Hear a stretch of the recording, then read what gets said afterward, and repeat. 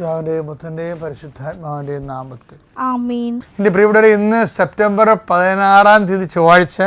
അമ്മേ പരിശുദ്ധമേ, അമ്മേ പരിശുദ്ധമേ, ദൈവമാതാവേ, ദൈവമാതാവേ, കൃപാസനത്തിലൂടെ ഞങ്ങൾക്കും ഞങ്ങളുടെ ദേശത്തിനും അമ്മ മധ്യസ്ഥം തേടി തന്ന എല്ലാ അനുഗ്രഹങ്ങൾക്കും കൃപകൾക്കും ഞങ്ങളിപ്പോൾ ഹൃദയം നിറഞ്ഞ നന്ദി പറയുന്നു. അമ്മേ പരിശുദ്ധമേ, ദൈവമാതാവേ, 2004 ഡിസംബർ 7 ഉച്ചകഴിഞ്ഞ് 2:30 കൃപാസനത്തിൽ സംഭവിച്ച അമ്മയുടെ പ്രത്യക്ഷപ്പെടലിനെ കുറിച്ച് തിരുസഭയ്ക്ക് സമർപ്പിച്ചിരിക്കുന്ന പഠനരേഖകളുടെ മേൽ സഭാത്മകമായ പഠനം ആരംഭിക്കുവാൻ ഞങ്ങൾ പ്രാർത്ഥിക്കുന്നു. അമ്മേ പരിശുദ്ധമേ, ഭൂസ്വർലോകങ്ങളുടെ രാജ്ഞിയായ അങ്ങേയ്ക്ക് ഭൗമ സംരക്ഷണത്തിനായി പ്രപഞ്ചപ്രകൃതിയെ തന്നെ തിരുസഭ പ്രതിഷ്ഠിക്കുവാൻ ഈ പ്രത്യക്ഷീകരണ വഴി ഇടയാക്കണമേ. പരിശുദ്ധമ്മേ, ജപമാല മാതാവേ, സകല കൃപാസനം പ്രാർത്ഥനകളോടും ചേർത്ത് ഞങ്ങളിപ്പോൾ പ്രാർത്ഥിക്കുന്ന ഈ കുടുംബത്തിന്റെ പ്രത്യേക നിയോഗം പറമക്കളെ.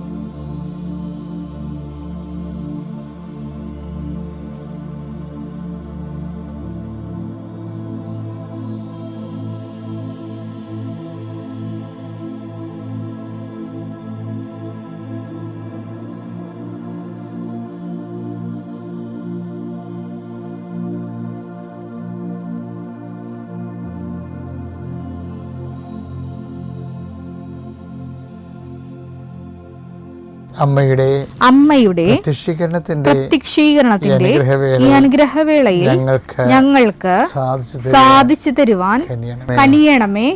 ആമേൻ. വിശ്വാസ പ്രമാണം. സർവശക്തനായ പിതാവും ആകാശത്തിന്റെയും ഭൂമിയുടെയും സൃഷ്ടാവുമായ ദൈവത്തിൽ ഞാൻ വിശ്വസിക്കുന്നു. അവിടുത്തെ ഏകപുത്രനും ഞങ്ങളുടെ കർത്താവുമായ ഈശോമിശിഹായിലും ഞാൻ വിശ്വസിക്കുന്നു. ഈ പുത്രൻ പരിശുദ്ധാത്മാവിനാൽ ഗർഭസ്ഥനായി കന്യകാമറിയത്തിൽ നിന്ന് പിറന്ന് പൊന്തിയോസ് പീലാത്തോസിന്റെ കാലത്ത് പീഡകൾ സഹിച്ച് കുരിശിൽ തറയ്ക്കപ്പെട്ട് മരിച്ച് അടക്കപ്പെട്ട് പാതാളങ്ങളിൽ ഇറങ്ങി മരിച്ചവരുടെ ഇടയിൽ നിന്ന് 3-ാം നാൾ ഉയർത്ത് സ്വർഗത്തിലേക്ക് എഴുന്നള്ളി സർവശക്തിയുള്ള പിതാവായ ദൈവത്തിന്റെ വലതുഭാഗത്തിരിക്കുന്നു. അവിടെ നിന്ന് ജീവിക്കുന്നവരെയും മരിച്ചവരെയും വിധിക്കുവാൻ വരുമെന്നും ഞാൻ വിശ്വസിക്കുന്നു. പരിശുദ്ധാത്മാവിലും ഞാൻ വിശ്വസിക്കുന്നു.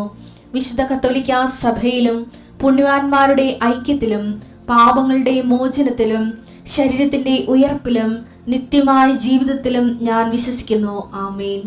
സ്വർഗ്ഗസ്ഥനായ ഞങ്ങളുടെ പിതാവേ, അങ്ങയുടെ നാമം പൂജിതമാകണമേ. അങ്ങയുടെ രാജ്യം വരണമേ. അങ്ങയുടെ തിരുമനസ് സ്വർഗത്തിലെ പോലെ ഭൂമിയിലും ആകണമേ. അന്നു വേണ്ടുന്ന ആഹാരം ഇന്ന് ഞങ്ങൾക്ക് തരണമേ. ഞങ്ങളോട് തെറ്റ് ചെയ്യുന്നവരോട് ഞങ്ങൾ ക്ഷമിക്കുന്നത് പോലെ ഞങ്ങളുടെ തെറ്റുകൾ ഞങ്ങളോടും ക്ഷമിക്കണമേ. ഞങ്ങളെ പ്രലോഭനത്തിൽ ഉൾപ്പെടുത്തരുതേ, തിന്മയിൽ ഞങ്ങൾ രക്ഷിക്കണമേ. ആമേൻ. നന്മ നിറഞ്ഞ മറിയമേ, സ്വസ്തി. കർത്താവ് അങ്ങയുടെ കൂടെ സ്ത്രീകളിൽ അങ്ങ് അനുഗ്രഹിക്കപ്പെട്ടവളാകുന്നു. അങ്ങയുടെ ഉദരത്തിൻ ഫലമായി ഈശോ അനുഗ്രഹിക്കപ്പെട്ടവനാകുന്നു. പരിശുദ്ധ മറിയമേ, തമ്പുരാന്റെ അമ്മേ, പാപികളായ ഞങ്ങൾക്ക് വേണ്ടി ഇപ്പോഴും ഞങ്ങളുടെ മരണസമയത്തും തമ്പുരാനോട് അപേക്ഷിക്കണമേ. ആമേൻ. എൻ്റെ കർത്താവേ, നിന്റെ ഉന്നതമായ നാമത്തെ സ്വസ്ഥം ചെയ്യുന്നു. എൻ്റെ കർത്താവേ, നിന്റെ വിശുദ്ധ പൗരോഹിത്യത്തെ മഹത്വപ്പെടുത്തണമേ.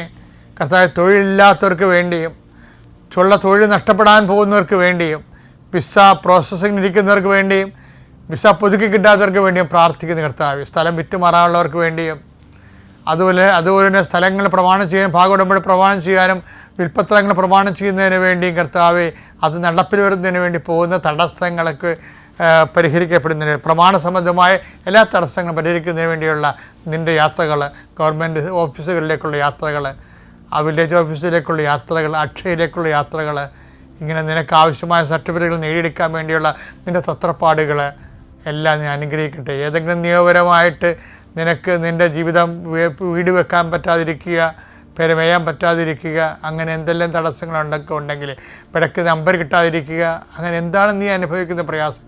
ചില സാധനങ്ങൾ കയ്യിൽ നിന്ന് പോയിട്ട് കാണാനില്ല, ഇവിടെ വെച്ചെന്നറിയാൻ പാടില്ലാത്ത രീതിയിൽ വിഷമിച്ച് നടക്കുന്ന വ്യക്തിയാകാൻ നീ. ചിലപ്പോൾ കൈ കഴിഞ്ഞ് വിട്ടുപോയ പണം തിരികെ കിട്ടാൻ യാതൊരു മാർഗ്ഗമില്ലാത്തത്, അങ്ങനെയുള്ള സത്യങ്ങൾ മറ്റുള്ളവർ അറിഞ്ഞു കഴിഞ്ഞാൽ നിനക്ക് ഭീഷണിയായി തീരുമ്പോൾ നീ വിറങ്ങലിച്ചിരിക്കുന്ന വ്യക്തിയാകാം. കർത്താവ് നിന്നെ ഈ നിമിഷം അനുഗ്രഹിക്കുന്നു. കർത്താവ് നിന്നെ സന്ധിക്കും. ദൈവത്തിനെതിരാവുന്ന നിനക്ക് യുക്തമായി പ്രവർത്തിക്കാൻ ആ സമയത്ത് നിങ്ങൾ എന്താണ് പറയേണ്ടതെന്ന് ആ സമയത്ത് അറിവ് നൽകുന്ന ചെയ്ത കർത്താവിൻ്റെ അഭിഷേക ശക്തി ആ തക്ക സമയത്ത് നിന്നെ സഹായിക്കട്ടെ. നിത്യപിതാപുത്രനും പരിശുദ്ധാത്മാവായ സർവേശ്വരായി നയിക്കുവാമേ. നമുക്ക് സാരമില്ല, മനുഷ്യല്ലേ, പോട്ടെ. അവിടെ പെട്ടെന്നുള്ള ഒരു അവസ്ഥയിൽ അങ്ങനെ സംഭവിച്ചതായിരിക്കും. നമ്മൾ വളരെ കോംപ്രമൈസ് ചെയ്തിട്ട് ആളെ ഉൾക്കൊള്ളാൻ നോക്കും. ദൈവം അങ്ങനെ ഉൾക്കൊള്ളുന്ന ഒരു രീതിയല്ല ബൈബിളിലുള്ളത്. നമ്മൾ ഉൾക്കൊള്ളിപ്പിക്കാൻ വേണ്ടി നമ്മൾ വെയിൽ വിസ്തൃതമാക്കിയിട്ട് കെട്ടിടും കാര്യമില്ല. നമ്മളിങ്ങനെ ആൾക്കാരെ സുഖിപ്പിക്കാവുന്നേ ഉള്ളൂ. ഇപ്പോൾ ഈ കാലഘട്ടത്തിൽ ഏറ്റവും വലിയ പ്രശ്നം അതാണല്ലോ, ആൾക്കാരെ സുഖിപ്പിച്ചുകൊണ്ട് കൂടെ നിർത്താൻ. അങ്ങനെയൊന്നും ബൈബിളിന് പറ്റത്തില്ല.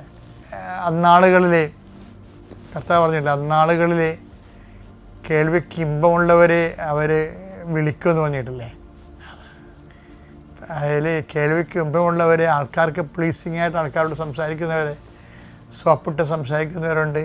2 തിമോത്തി 4:3 ജനങ്ങൾ 2 തിമോത്തി 4:3 പ്രധാനപ്പെട്ട ജനം ഇതാണ്. ജനങ്ങൾ ഉത്തമമായ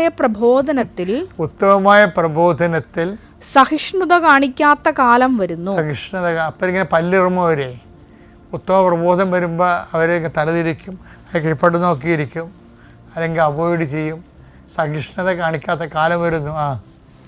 കേൾവിക്ക് ഇമ്പമുള്ളവയെ ആവേശം കൊള്ളുകയാൽ അവർ തങ്ങളുടെ അഭിരുചിക്ക് ചേർന്ന പ്രബോധകരെ വിളിച്ചു കൂട്ടും. അത് ഭയങ്കര സങ്കടകരമായ അവസ്ഥയാണ്. കേൾവിക്ക് തങ്ങളുടെ, അതായത് ഇപ്പം കഴിഞ്ഞ ദുഃഖ വെള്ളിയാഴ്ചയൊക്കെ ചില പള്ളികളിലൊക്കെ ലാസ്റ്റ് ടെംപ്റ്റേഷനൊക്കെ അതൊക്കെ ആ ജനങ്ങളുടെ ധ്യാന വിഷയമാക്കി. നോൺസെൻസ് എന്ന് പറഞ്ഞു കഴിഞ്ഞാൽ ഒരു കണ്ടംപററി നോൺസെൻസ് എന്ന് പറയാം. എന്ത് സംഭവിച്ചാൽ ഇങ്ങനെ എന്താണ് സഭ, എന്താണ് നോൻപ് കാലം, എന്താണ് ജനങ്ങളിൽ നിന്ന് ഉദ്ദേശിക്കുന്നത്, അത് ആ ഒരു പിടിവിട്ടുപോയി. അപ്പം അത് നോൻപ് കാലത്തിൻ്റെ പേരിൽ ആത്മവിശുദ്ധീകരണവും അനുതാപവും മാനസാന്തരവും ഒക്കെ ഉണ്ടാകാൻ വേണ്ടിയാണ്. കർത്താവിൻ്റെ പീഡാനുഭവവും പാപത്തിന് പരിഹാരം എന്ന രീതിയിലാണ് അത്. ഇപ്പം പള്ളിയിൽ പോലും ഞായറാഴ്ച കുർബാന പോലും കൃത്യമായിട്ട് പങ്കെടുക്കാത്ത, പ്രാക്ടീസിങ് അല്ലാത്ത ആൾക്കാർ വന്നിട്ട് നോൻപ് കാലത്ത് സംസാരിക്കണമെന്നൊക്കെ പറയണപ്പോൾ എന്തോ ഒരു ഭീഷണമായ സാഹചര്യത്തിലേക്ക് നമ്മൾ എത്തിച്ചേർന്നു എന്നൊക്കെ മനസ്സിലാക്കാവുന്നതേ ഉള്ളൂ. ഇതൊക്കെ പറയാനോ ചോദിക്കാനോ ആരും, അതും അവർ കാലത്തിൻ്റെ അതാണ് എഴുതിയിരിക്കണത്. എന്താ എഴുതിയിരിക്കണത്? വായിച്ചേ. ജനങ്ങൾ ഉത്തമമായ പ്രബോധനത്തിൽ സഹിഷ്ണുത കാണിക്കാത്ത കാലം വരുന്നു. കേൾവിക്ക് ഇമ്പമുള്ളവയിൽ ആവേശം കൊള്ളുകയാൽ അവർ തങ്ങളുടെ അഭിരുചിക്ക് ചേർന്ന, തങ്ങളുടെ അഭിരുചിക്കല്ല, ദൈവത്തിന്റെ അഭിരുചിക്കല്ല, തങ്ങളുടെ അഭിരുചിക്ക് ചേർന്ന പ്രബോധകരെ വിളിച്ചു കൂട്ടും. അപ്പം മനുഷ്യൻ്റെ അഭിരുചിക്ക് ചേർന്ന പ്രബോധകരെ വിളിച്ചു കൂട്ടിയിട്ട് മനുഷ്യനെ ദൈവമാക്കാനുള്ള തത്രപ്പാടുകൾ കാണിച്ചു കൂട്ടുന്നത്. ഈ തീ കൊണ്ട് ഈ ചേന വേഗത്തില്ല. അപ്പോൾ സാത്താൻ എങ്ങനെ വളരെ തന്ത്രപരമായിട്ട് സാംസ്കാരികമായ അനുരൂപണം നടത്തണമെന്നറിയാമോ? സാത്താൻ അതായത് വൃക്ഷത്തിൽ നിന്ന് ഫലത്തിൽ നിന്ന് വൃക്ഷത്തെ അറിയാമെന്ന് പറയുന്ന ഈശോ ആ തിരിച്ചറിയലിൻ്റെ മാനദണ്ഡങ്ങൾ വെച്ചിട്ടുണ്ട്. തിരിച്ചറിയലിൻ്റെ മാനദണ്ഡം എന്ന് പറയുന്നത് ദൈവസ്നേഹമാണ് ഒന്നാമത്തിൽ. രണ്ടാമത് സഭയോടുള്ള ഐക്യം. സഭയുടെ ഐക്യം എന്ന് പറയുമ്പോൾ കൗതാശികമായ ഐക്യമാണ്. വചനസാക്ഷ്യമായ ഐക്യം, സഭയുടെ പ്രേക്ഷിത പ്രവർത്തനങ്ങളോടുള്ള ഐക്യം, അങ്ങനെ ഒത്തിരിയേറെ ഐക്യങ്ങളുണ്ട്. സഭാ സമൂഹത്തോടുള്ള വേറിട്ട് നിൽക്കാതെ ഉള്ള കൂട്ടായ്മ, നമ്മൾ തന്നെ നമ്മുടെ ശിക്ഷ സ്വയം വലിച്ച് തലയിൽ വെക്കുന്ന പോലുള്ള, അപ്പം അതൊന്നും ദൈവം വെറുതെ വിടത്തില്ല. ശരിക്കും അത്യപൂർവ ദൈവാനുഭവങ്ങൾ ഇനി നിങ്ങൾക്കും സ്വന്തം. ഈ യൂട്യൂബ് ചാനൽ ഇതുവരെ സബ്സ്ക്രൈബ് ചെയ്തിട്ടില്ലെങ്കിൽ ഇപ്പോൾ തന്നെ സബ്സ്ക്രൈബ് ചെയ്യുക. ഈ വീഡിയോ ഇപ്പോൾ തന്നെ നിങ്ങളുടെ സുഹൃത്തുക്കൾക്ക് ഷെയർ ചെയ്തുകൊണ്ട് കർത്താവിൻ്റെ പ്രേക്ഷിതരാകുക.